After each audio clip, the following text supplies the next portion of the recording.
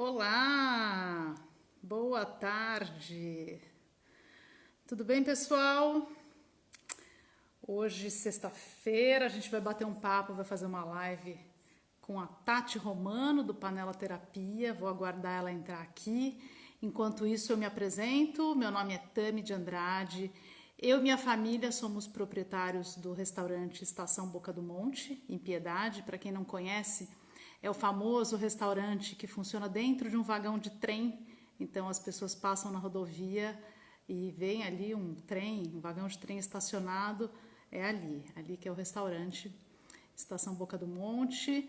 E eu tenho conduzido algumas lives nesse período de quarentena com muitas pessoas que são parceiros, que são clientes ou são profissionais que a gente tem uma relação e que faz sentido conversar com eles porque são de Piedade ou tem alguma relação com Piedade.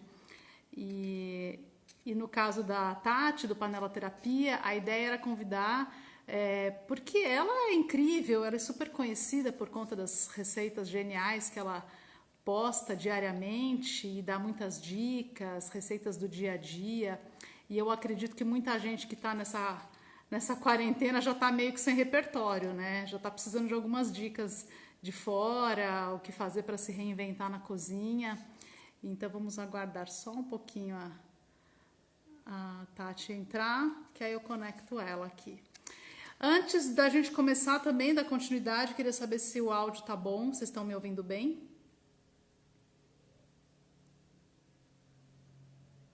Respondem aí, dá um joinha se tiver o áudio ok, se não tiver eu coloco um fone ali. Tudo certo aí, Ju? Sim, então tá bom, muito bem. Muito bem, Cá. Muito bem, legal, ótimo. E vocês, como é que vocês estão nessa quarentena? Cozinhando muito ou pedindo muito iFood aí? Tá todo mundo pedindo delivery ou estão se virando em casa? Ó, a Tati entrou aqui, vou adicionar a Tati e a gente dá continuidade nessa conversa, gente. Tá, fica à vontade em fazer perguntas, em fazer comentários, que vai ser bem legal essa participação e essa interação de todo mundo. Olá, Tudo bem? tudo bem e você? Tudo jóia. Obrigada pelo convite. Eu Oi que pro pessoal que está agradeço. chegando aí. Tem bastante gente entrando aí, porque falar de cozinha durante a quarentena ainda é um assunto de utilidade pública, né, Tati? Verdade. Tá todo mundo super interessado nesse tema, mais voltado a isso, né? Por mais que todo mundo de vez em quando pede um delivery, porque também ninguém aguenta cozinhar todo dia, né? Mas todo mundo tá tendo que cozinhar. Quem tá em casa tá se virando aí, tá correndo atrás de aprender.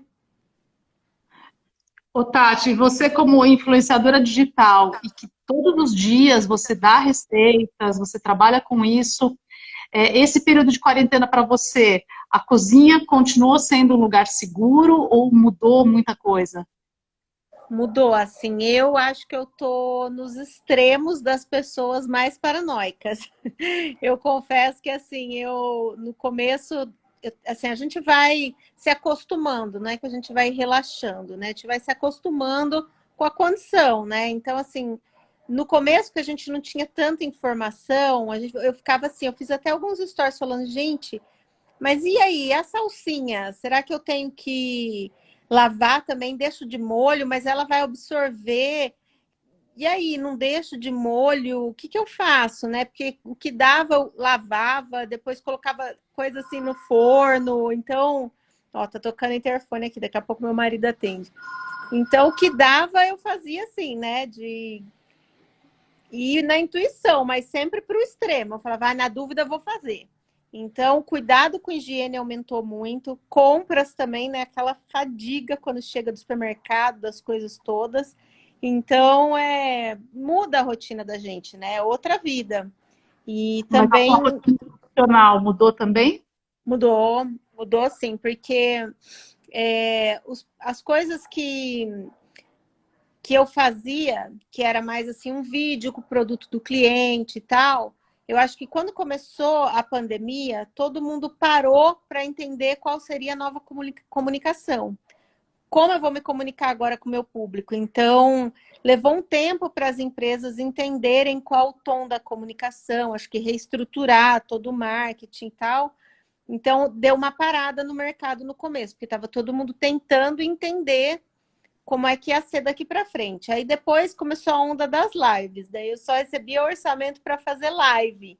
E assim, eu nem tô aceitando fazer live cozinhando. Eu até fiz para 2 marcas, mas para a estrutura que eu tenho aqui, eu estou morando provisoriamente num apartamento. Quando entrou a pandemia, eu tinha acabado de me mudar, então ainda estava tudo meio perdido por aqui. Eu ia começar a construir uma casa, aí resolvi não começar por causa do momento. Falei, vou esperar passar. E aí eu não tenho uma estrutura aqui nesse apartamento de cozinha para eu conseguir fazer uma live de iluminação. Eu tenho um estúdio, só que ele fica dentro de uma galeria. E como ele não era serviço essencial, ele não podia funcionar também. Então, eu tinha que me virar aqui no apartamento. E aí eu não tinha como produzir. Eu sou super cuidadosa quando é um conteúdo de cliente para que ele fique bem feito, bem produzido, né? Então eu preferia não fazer. Então reduziu para mim bastante assim o volume de trabalho no começo.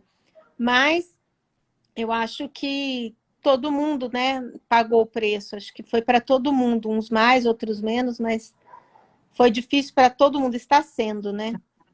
Está sendo, todo mundo se adaptando, mas independentemente do teu estúdio estar fechado por conta que era é um centro comercial, né, onde você tem o estúdio, você continua abastecendo as pessoas, os seus Sim, seguidores de conteúdo, mesmo do teu apartamento, com dicas, né, e coisas do sim. teu dia a dia Não, para o mesmo. meu dia a dia é tranquilo, assim, né? É mais para produção mesmo, a produção mais profissional, mas para o dia a dia dá super tranquilo. E eu também repensei, né? Muitas coisas assim. Eu acho que todo mundo nesse momento acho que passou um pouco por isso quem produz conteúdo. Algumas coisas que antes você falava ou dava dica não faziam mais muito sentido, parecia futilidade, porque tem gente passando fome, tem gente sem emprego, eu vou ficar falando, né, tipo, ai, olha, não sei o que eu comprei, coisas assim que eu achei que no momento muitas coisas não faziam sentido, né? Então acho que todo mundo foi para esse viés de ter uma comunicação mais útil, de quando você tiver alguma coisa para falar, alguma coisa que agregue para o momento que as pessoas estão passando, né? É um momento de consciência, de Sim, reflexão, de consciência do papel do influenciador digital, ainda mais que você lida com comida, né, cozinha. uhum, Muita gente não tem nem o dinheiro, né, foi demitido ou teve sim. baixa de salário, né, então é interessante você ter falado sobre esse assunto. Mas, falando um pouquinho sobre o teu histórico no Panela Terapia, eu tenho curiosidade para saber como é que tudo começou. Eu imagino que muita gente que te segue deve seguir há muito tempo, mas você tem uma base de clientes que diariamente vai aumentando, e eu não sei se todo mundo tem noção de como é que Sim. tudo começou. Eu queria que você contasse. Sempre tem pessoas novas, até porque acho que passando a adolescência, né, com uma certa variação de pessoa para pessoa, mas de um modo geral, passando a adolescência, todo mundo começa a interessar por cozinha. Então, eu sempre tenho um público que está chegando, né, com menos conhecimento e sem conhecimento também do panela terapia, às vezes já cozinhava, mas não conhecia. Então, sempre tem gente nova chegando. E eu comecei muito sem planejamento, porque naquela época nem existia influenciador, nada disso, né? Eu criei um blog há 11 anos atrás para registrar as minhas receitas. Eu sou psicóloga, eu trabalhava no RH, dava aula à noite, tinha uma vida muito, muito corrida. E aí eu comecei a registrar as receitas sem nenhuma pretensão. Naquela época, para você ter ideia, não tinha nem celular com câmera. Então, era aquelas maquininhas digital e era tudo bem diferente. Não tinha Instagram, o Instagram veio depois, o Facebook foi mais ou menos na época, logo depois do blog, mas aí ainda não era tão forte naquela época. Era mais Orkut, tinha naquela época, tinha YouTube, mas de culinária, acho que naquela época tinha um ou outro, não era usual usar YouTube para produzir conteúdo de receita, então era praticamente só o blog. E aí eu fui começando a alimentar e as pessoas usavam o blog naquela época como uma rede social. Nos comentários as pessoas conversavam, né? E acabavam se conhecendo pelos comentários, e um seguia o outro, era uma rede social. E depois foram surgindo as outras redes sociais e a gente foi também indo para todas, mas só depois de uns 3 anos que eu tinha já o blog, que eu comecei a receber contato de empresas, né? O blog cresceu muito, assim, mesmo tendo pouco tempo para alimentar, foi crescendo muito. E chamou a atenção das empresas. Então, comecei a receber contato de empresas interessadas que eu utilizasse o produto para fazer alguma coisa. E eu fui aprendendo esse universo também de publicidade, porque eu não tinha a menor ideia como é que funcionava. Naquela época, ninguém tinha, na verdade, né? Nem as marcas, nem... Eu sou da primeira leva que começou a produzir conteúdo e transformar isso em monetizar isso de alguma forma, né? E aí a coisa foi fluindo naturalmente. Aí eu saí da consultoria que eu trabalhava, fiquei ainda um tempo dando aula à noite e depois saí também em geral. Mas, na verdade, nem foi porque eu estava indo muito bem no blog, que demorou muito tempo para eu ter um salário compatível com o que eu tinha trabalhando em 2 empregos, né? Mas eu já estava assim muito cansada da área de RH. Eu não via possibilidade de crescimento. Eu gostava de dar aula, só que eu não tinha mestrado. Então, com as pós-graduações que eu tinha, eu dava aula em faculdades menores fora de Sorocaba. Então, eu pegava estrada, chegava meia-noite praticamente em casa, estrada com chuva, então era muito puxado. Então, eu já estava pensando, falava, meu Deus, eu não vou conseguir levar essa vida por mais muito tempo, que era muito puxado. Mas as coisas foram acontecendo, mesmo sem eu enxergar que o panela terapia podia ser o caminho para essa mudança de carreira. Mas aí foi acontecendo naturalmente. Quando que foi o momento da virada? Teve algum momento da virada que você falou, opa, agora virou? Na verdade, foi quando eu deixei de vez os meus empregos com carteira registrada, né? Na verdade, foi uma coisa assim, não é que foi e virou, foi agora tem que virar, senão não paga as contas, né? Do jeito ou de outro vai ter que dar certo. Então, acho que quando a gente canaliza a energia da gente para alguma coisa, as coisas começam a fluir.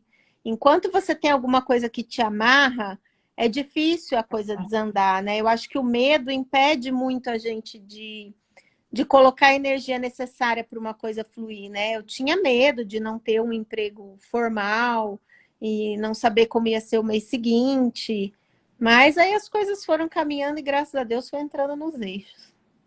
E para você colocar todo o seu conteúdo no ar, né, antes da pandemia, né?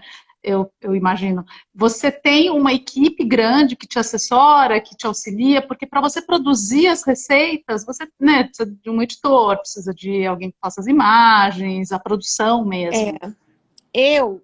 Assim, as redes foram aumentando, assim, gradativamente e não foram acabando, como o Orkut, que teve um fim, daí o Facebook se tornou forte, não, elas foram ficando. Então eu costumo dizer, por favor, não criem mais nenhuma rede social, porque eu não dou conta mais. Então eu sou bastante centralizadora, assim, no sentido de eu não consigo colocar, por exemplo, alguém para responder por mim uma pergunta, né? Porque aí eu fico vigiando o que a pessoa está respondendo, me dá o mesmo trabalho. A comunicação só passa por mim, vai para a pessoa para ir para o outro. Então, tem muitas coisas que eu não consigo, mas eu tenho o meu marido, Marcelo, trabalha comigo já há uns 6 anos, mais ou menos. E ele faz a parte de edição, parte de administrativa, emissão de nota fiscal, de cuidar da empresa aberta. Eu tenho o Fernandinho, que produz conteúdo para mim, que é um chefe maravilhoso.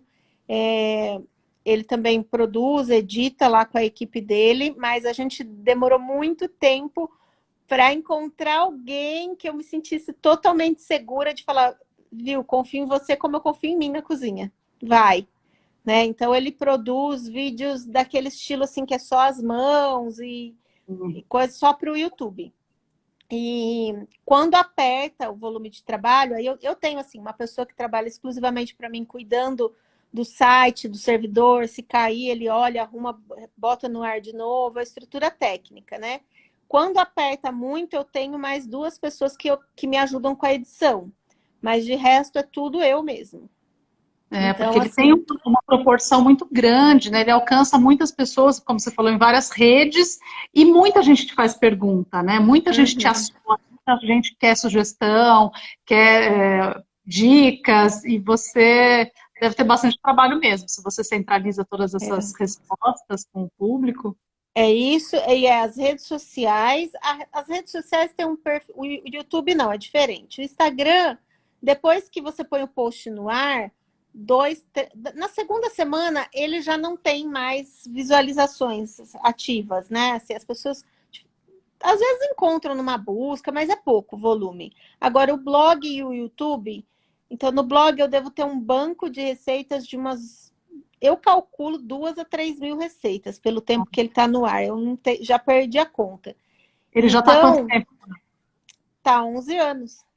Nossa, bastante tempo. Então, agora não é tão atualizado com tanta frequência, porque o blog passou a ser uma ferramenta só para armazenar conteúdo, né? Não é uma coisa mais que as pessoas que nem antigamente entravam no seu endereço para ver se tinha novidade. Não, se ela está numa rede social e passa alguma coisa que tem um link que chama atenção, ela vai. Senão, né, é um armazenador de conteúdo só. Então, lá a gente não atualiza mais com tanta frequência, mas mesmo assim, sempre tem alguma coisa nova. Mas as 2 mil receitas que estão lá são muito bem indexadas no Google. Então, se você fizer uma busca por uma receita e ela tiver no arquivo do Panela Terapia, normalmente ela aparece na primeira página do Google. E é 100% orgânico, a gente nunca impulsionou com nenhum real. Então, as pessoas continuam fazendo perguntas, todo dia tem um monte, receitas bem antigas. E aí eu não lembro para responder, porque são ingredientes que, assim, em 11 anos eu deixei de usar. Tipo, o que eu posso substituir? Esse molho, eu não lembro mais exatamente o que eu fiz naquela receita e tem coisas que não tem jeito, eu tenho que falar a verdade para a pessoa. É muita informação. Tem uma pessoa que perguntou aqui se no começo era você que fazia tudo. Era, não só no começo, assim, eu diria que a produção bruta de conteúdo mesmo, ainda hoje eu faço 80%. O resto é edição, que o Marcelo às vezes faz. Agora, período da pandemia, eu que faço também, porque ele tem que ficar com a minha filha para eu poder fazer, então eu faço. E quase tudo sou eu mesmo. Mas assim, se eu tivesse trabalhando, não dava. Aí não dava mesmo, né? Que nem tem gente que fala, eu vou levar um projeto, assim. Você consegue até um certo ponto. Depois, ou você precisa contratar pessoas, ou você precisa diminuir e se dedicar integral a isso. É verdade. Ô, Tati, e o que você costuma cozinhar na tua casa? Tem algum prato que é tua especialidade, ou algum estilo de receita que você gosta de fazer bastante? Tem. Eu gosto muito de fazer receita caipira, assim, sabe? Tipo, receita de uma panela só, ou, tipo, frango com polenta, canjiquinha, sopa. Eu não gosto de, assim, você me falar, você tem que fazer um bolo que vai rechear que nem o que eu fiz hoje. Eu amo comer, eu amo o resultado dele pronto, mas eu não gosto de fazer. Porque eu tenho muita preguiça. Eu não aguento fazer coisa que demora trocentas horas, que tem 500 etapas. Eu acho que muita gente se identifica com isso. Que assim, eu desde o começo a minha linha é a praticidade. Eu tento até encurtar as etapas das receitas quando eu pego a primeira vez. Muitas vezes dá errado, mas eu sempre vou por esse caminho. Então, eu gosto muito de receita prática, assim. Eu falo que, nossa, tirar minha panela de pressão, eu não sobrevivo. Eu também gosto. Tipo, eu tenho um limite para ficar na cozinha, né, em casa. Eu só faço, eu vou ficar 15 minutos para preparar e pronto, tá? Eu preciso almoçar, eu preciso jantar, né? E você deu uma dica hoje que eu assisti, eu até separei aqui, porque eu também tenho esse utensílio. Isso aqui é maravilhoso. Você deu uma dica de que você estava cozinhando. Coloquei hoje. Cabotiá, né? Foi, Era para fazer cozinhei um purê. cabotiá. Eu uso muito isso. Na verdade, eu comprei quando a minha filha, um pouco antes dela começar a comer, né? Porque eu tinha panela de vapor e tal, mas a minha é grande, então eu queria às vezes fazer um pouquinho para ela e isso se adapta ao tamanho da panela. Então, eu achei super prático. Aí eu uso até hoje muito, direto. Isso E ao contrário do que as pessoas pensam, eu acho muito rápido cozinhar no vapor. Né? eu Às vezes também acho. as pessoas acham que demora mais porque é no vapor e é rapidinho. Eu também acho. Esse aqui é legal porque ele se adapta a qualquer tipo de panela, né? Uhum. Possível. E, nossa, eu faço batata doce, berinjela no Eu vapor, uso e o muito. legal é que os nutrientes eles se mantêm né, no Sim, vapor é processamento. bem. É, acho que com a pandemia também todo mundo ficou mais interessado em. Eu assisti até uma live da nutricionista falando assim, gente, não tem shake, não tem suco, não tem chá, não tem nada para imunidade agora, não tem shot de imunidade. Você não vai recuperar a sua imunidade em um mês que você comeu mal a vida inteira, né? Mas leve esse período para a vida porque a gente não sabe, né, assim, daqui para frente se vão ser recorrentes as pandemias, sei lá o que nos espera, né? Então, acho que está todo mundo mais preocupado um pouco com a alimentação, É, em ter uma alimentação, se tornar uma pessoa mais saudável, né? Que agora é o momento. Todo mundo viu que o que nos diferencia agora talvez da gente, né, sair bem de pegar e não ter nenhum sintoma ou não passar por nenhuma dificuldade maior é a nossa condição física, né? Que passa sim. 100% pela alimentação. E nesse período de pandemia, mesmo as pessoas que não têm a menor noção de cozinha, elas foram obrigadas, né, de alguma maneira, a fazer o próprio alimento, fazer o próprio almoço, pelo menos alguma refeição aí da semana pede no delivery, como você mesma falou, a gente também não aguenta ficar comendo a nossa comida Uhum. todos os dias, né? Mas você teve algum aumento de solicitação de receitas, essas pessoas assim que nunca cozinharam, ou gente solteira, teve algum aumento aí de solicitações? Eu percebo muita gente nova chegando. Na verdade, não foi nem tanto um aumento assim, no sentido da pessoa se identificar. Olha, estou começando, mas as redes sociais do Panela Terapia, acho que desde o começo, assim, tirando a era blog, que era muito sucesso mesmo, porque tinha poucos blogs, né? Então, a gente tinha uma visualização, um volume de visitas muito grande. Hoje tem muita gente que produz conteúdo de gastronomia, então pulverizou um pouco mais, mas eu acho que de todo o período está sendo o período de maior crescimento do nosso Instagram cresceu 100 mil pessoas em menos de um mês. O YouTube teve um aumento de 40% de visualizações. Então, assim, as pessoas estão muito interessadas em cozinhar. Eu acho que uma parte são aquelas pessoas que não tinham tempo de consumir esse tipo de conteúdo, porque trabalhava, né? E outras também pelo desespero mesmo, não sabiam cozinhar e talvez pelo Panela-Terapia ter receitas mais fáceis, mais acessíveis, as pessoas se identificaram. Teve E um aumento bem grande. E tem algum tipo de receita que é super bombado, assim, nas suas redes sociais, que o pessoal mais pede? Isso, na verdade, é um padrão de gastronomia na internet. É pão e bolo. Eu costumo falar assim, se a sua intenção é só ter número, visualização e tal, é pão, bolo, receita melequenta, brigadeiro escorrendo, aquelas coisas que transbordam, o povo ama aquilo. E não é o meu estilo de receita. É, Então, eu sempre falei isso para as pessoas. Eu falo, que se você vai produzir conteúdo, você tem que ter de tudo e você tem que ouvir o público, mas você também tem que ouvir o que você está a fim de fazer, porque não flui se você fica forçando a barra só porque, né, porque é o que o povo quer, porque dá bastante visualizações. Você tem que fazer o que você gosta também, porque senão não está a sua verdade ali, né? Aí você também tem que equilibrar a balança. você falou de pão e bolo. Eu vi muita notícia nesse período de quarentena de supermercados que não tinham mais fermento para pão e fermento para bolo também, mas principalmente fermento para pão estava em falta, porque as pessoas em casa queriam produzir, inclusive, o próprio pão, para não correr o risco nem na padaria. Uhum, exatamente. Eu fiz pão francês, gente. Nunca mais vou fazer. Só fiz. Deu muito certo, mas assim, rendeu meia dúzia de pãozinho um dia inteiro para fazer. Eu nunca mais vou reclamar do preço de pão e eu nunca mais vou tentar fazer pão caseiro. Deu muito certo, mas tô fora.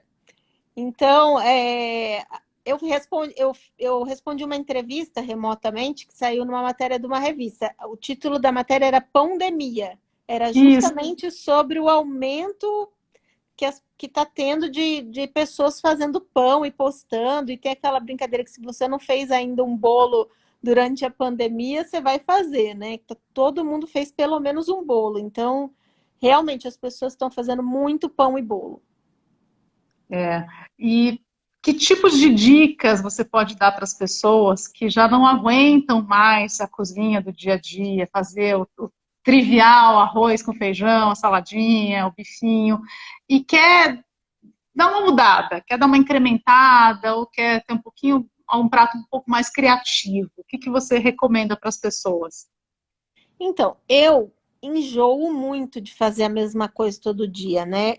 Embora eu sinta falta, porque quando eu estou produzindo muito conteúdo para as redes, eu tento, as pessoas falam, nossa, mas você come tudo que você faz? Eu falo, gente, eu não faço tanto assim, eu faço porções pequenas, e geralmente assim, se é um prato salgado, eu faço perto da hora do almoço, a gente almoça, se é um bolo, eu faço mais no fim da tarde, às vezes mando lá na portaria, mas eu costumo fazer assim, arroz, feijão, eu faço uma vez por semana. E aí, já que eu tenho que fazer, eu sempre faço a mais e congelo. Então, eu sempre fico umas 2, 3 semanas sem fazer, porque tem congelado, quando tiver com vontade de comer arroz e feijão. E aí, as outras coisas, assim, hoje eu vou fazer um frango desfiado, por exemplo. Vou descongelar um peito de frango. Aí eu faço um refogado básico com peito de frango, já faço bastante. Aí eu já penso numa receita, tipo uma torta de frango que vai usar esse recheio, um recheio de esfirra, ou tipo um fricassê, ou um escondidinho que usa esse recheio. Então, eu já penso em várias coisas que eu posso fazer com esse recheio. Claro que às vezes é bastante, eu não vou fazer seguido porque a gente enjoa, mesmo sendo prato diferente. Mas aí dá para congelar? Congela. Então, assim, eu já penso em receitas que dá para reaproveitar. Quando eu faço feijão, certeza que no outro dia vai ter sopa. Ah, Então, é sempre assim: faz feijão, sobrou, é sopa de feijão. Então, aí aqui em casa, assim, não tem nem eu, nem o Marcelo, nós somos sossegados para comer. A gente não tem muita frescura assim do tipo, eu não como arroz requentado. Não, aqui aproveita tudo. O arroz vira bolinho, feijão vira sopa, tudo que dá. Eu acho que se você tiver criatividade, você não enjoa, porque daí você consegue enxergar o que você consegue fazer com as coisas que você já tem. Então, isso economiza tempo e, né, e te dá essa ideia.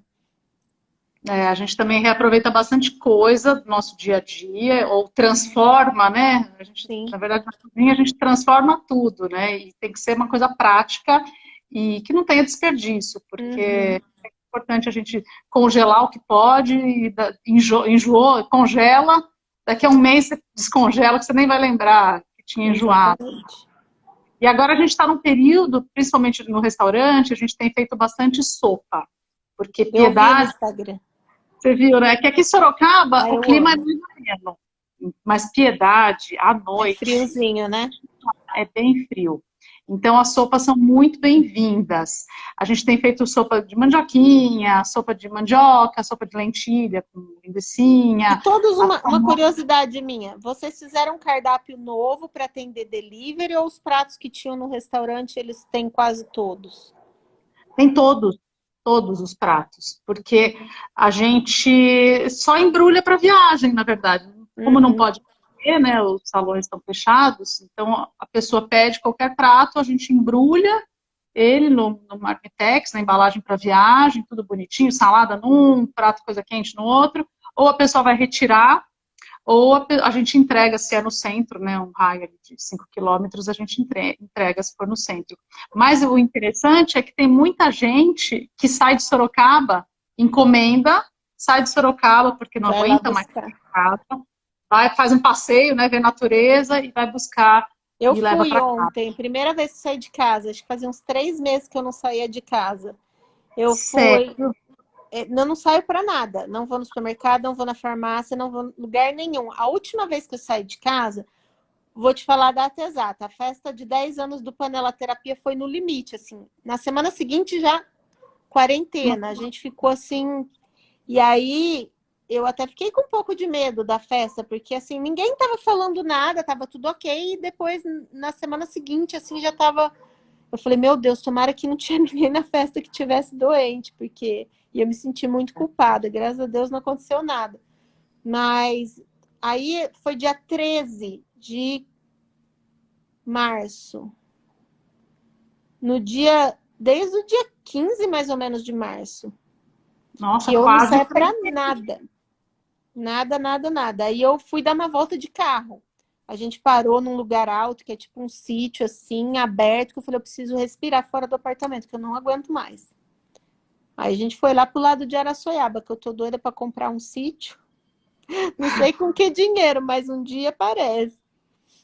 Vai Aí eu, mentalizando já, né? é, Mas as pessoas que estão nessa mesma vibe que você, assim, que não estão saindo de casa para nada, mas que sentem essa necessidade de, né, respirar um pouquinho fora ah, de casa, bem, mas dentro do carro não tem problema, né? Então, pelo menos dá sim. uma circulada e não custa nada também, né? Sair um pouquinho da quarentena. Nesse esquema seguro, né? Com Uhum, do fechadinho. Então, alguns clientes têm feito isso, eles encomendam, saem de Votorantim ou saem de Sorocaba, vão para lá, meia horinha de passeio, volta e come na casa, né? Então, dessa maneira está funcionando. E a gente não vê a hora que tudo volte ao normal, porque, como você mesma falou, a gente teve que repensar muita coisa, né? E exatamente o que você falou, algumas coisas que tipo, a gente já fazia, que você fala, putz, mas não quero mais fazer isso, né? uhum, Vamos adaptar, vamos fazer assim. E a gente já tem que também pensar, inclusive, quando tudo voltar ao normal, nessa questão de distanciamento de mesas, de uhum. procedimentos, né? De processos, de maneira. É, A nosso gente não novo normal, né? um novo normal. A gente nunca tinha feito delivery. E a gente está achando legal esse esquema também Uhum, de dar para as pessoas, porque o nosso modelo, por ser um restaurante turístico, é a experiência, né, da pessoa uhum. entrar, comer dentro de um vagão de trem, estar perto da natureza, tal. Mas por que não dar continuidade também nesse esquema do delivery ou da pessoa encomendar? Mas isso já tinha mesmo, né? Mas muitas coisas estão sendo repensadas aí. Muita gente perguntou quando eu falei se eu conhecia o restaurante, se eu tinha ido, tanto pessoas próximas de mim, eu queria tanto conhecer esse lugar. E algumas pessoas perguntaram, é aquele restaurante que fica no vagão do trem?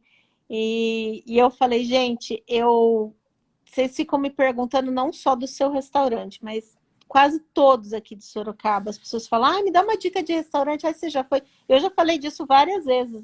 Falei, gente, eu não vou em lugar nenhum desde que a minha filha nasceu.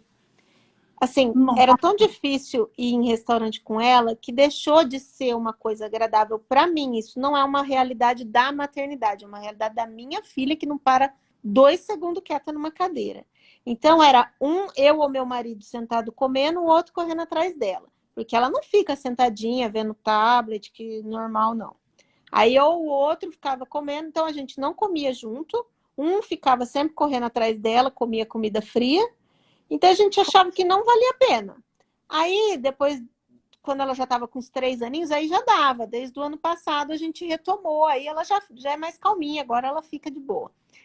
E aí a gente chegou aí em alguns lugares, eu até comecei a fazer conteúdo sobre isso, logo entrou a pandemia. Eu falei, ai, gente, vamos passar muito azar. A gente Não, falou, não, agora vamos começar a produzir conteúdo. A gente fez até uma listinha, todos os restaurantes que a gente queria ir, que a gente não conhecia, não deu certo. Mas logo, se Deus quiser, poderemos retomar. não, quando tudo isso passar, você vai ser minha convidada, vai você e seu Muito marido obrigada. para conhecer, porque se você não sai tanto, né? Quando tudo isso passar, vai ser uma oportunidade de você conhecer, vai ser um prazer te receber também.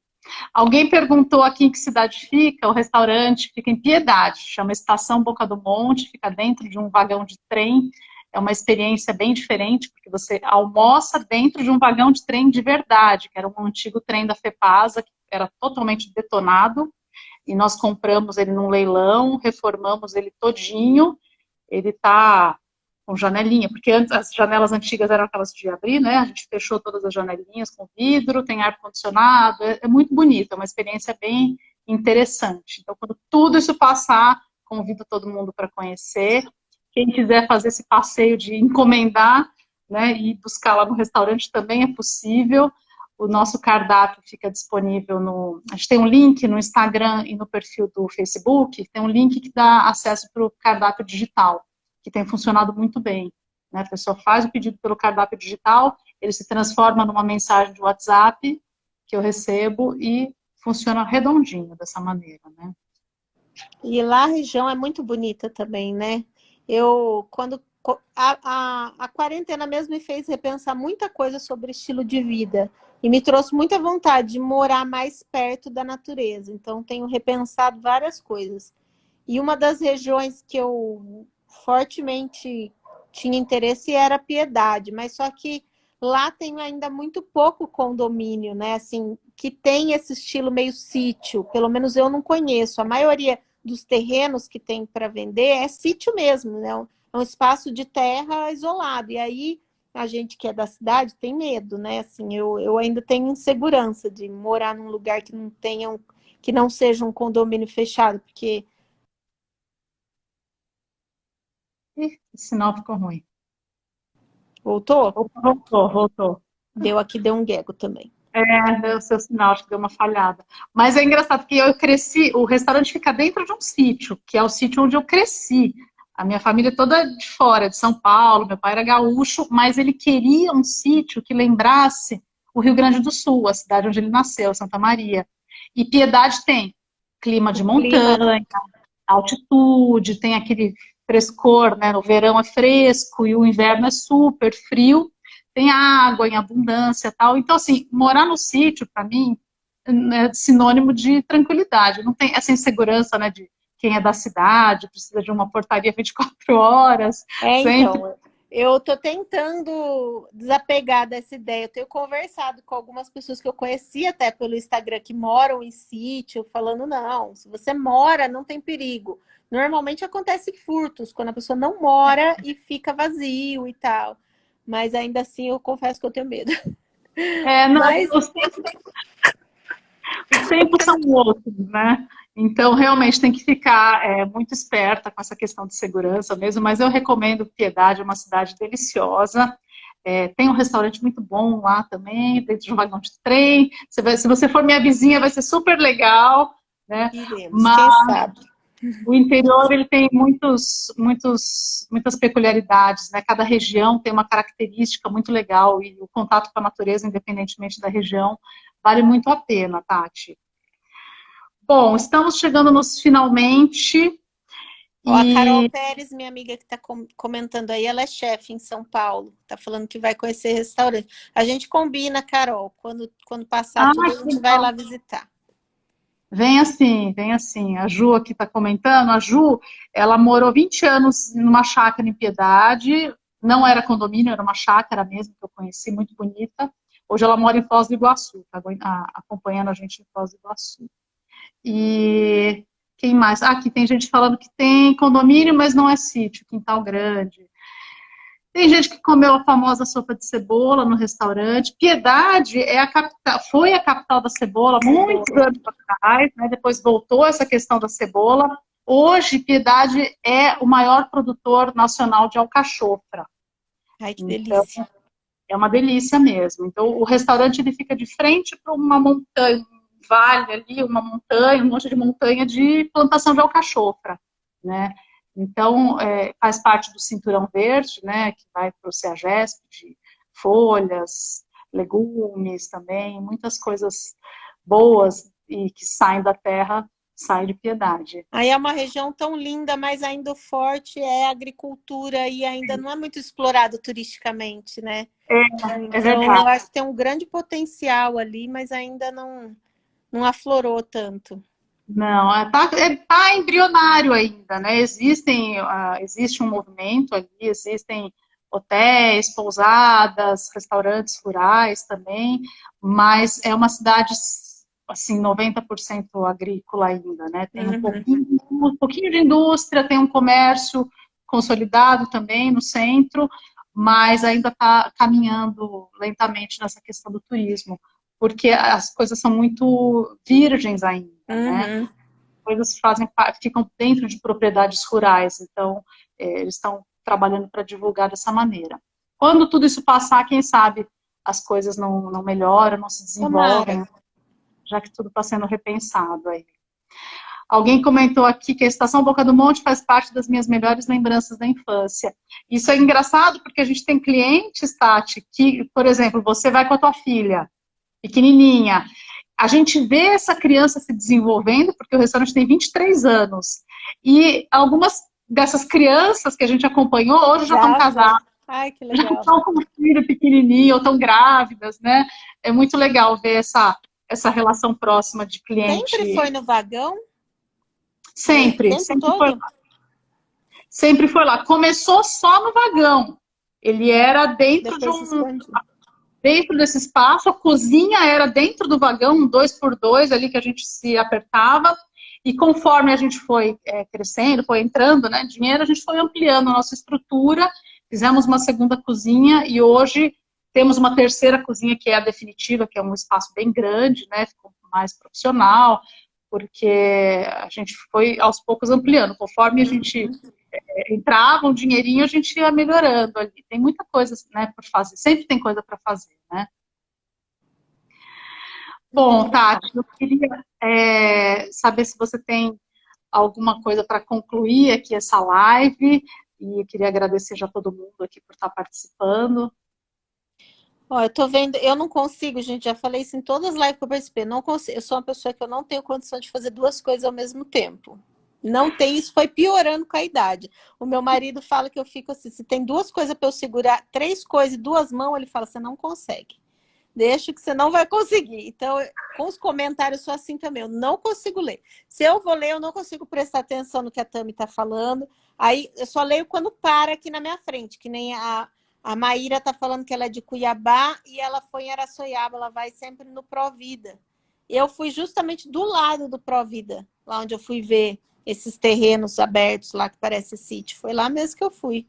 É muito lindo lá, né? E é isso, mas muito obrigada pelo convite, adorei.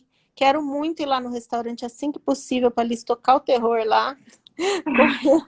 Tô vendo ela naquele vagão lá, indo e voltando, vai me deixar doida, mas iremos. Ah, legal. Eu que te agradeço, Tati, pela tua generosidade, porque você deve ser uma pessoa super acessada, super Imagina. correria aí com criança e esses compromissos de gravação com clientes. Então, eu tenho mais é que te agradecer e agradecer as pessoas que acompanharam aqui a live. Espero que muito em breve tudo isso passe para que vocês consigam conhecer pessoalmente o restaurante e ter uma experiência diferente. E quem quiser sair um pouquinho para respirar novos ares, mesmo com essa pandemia, liga para a gente, encomenda seu prato, acessa nosso cardápio pelas nossas redes sociais. E muito em breve a gente se encontra pessoalmente, Tati. Tá ótimo. Muito obrigada, viu? Obrigada ao Obrigada. pessoal que veio, que participou aqui. Muito obrigada. Obrigada, boa noite para todo mundo. Até mais. Tchau.